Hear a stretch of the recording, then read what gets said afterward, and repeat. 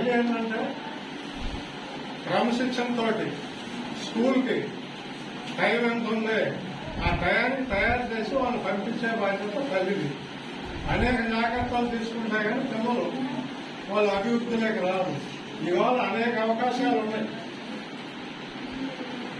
ఆ అవకాశాలన్నీ ఉపయోగించుకోవాలంటే వాళ్ళు శ్రద్ధగా చదివితేనే.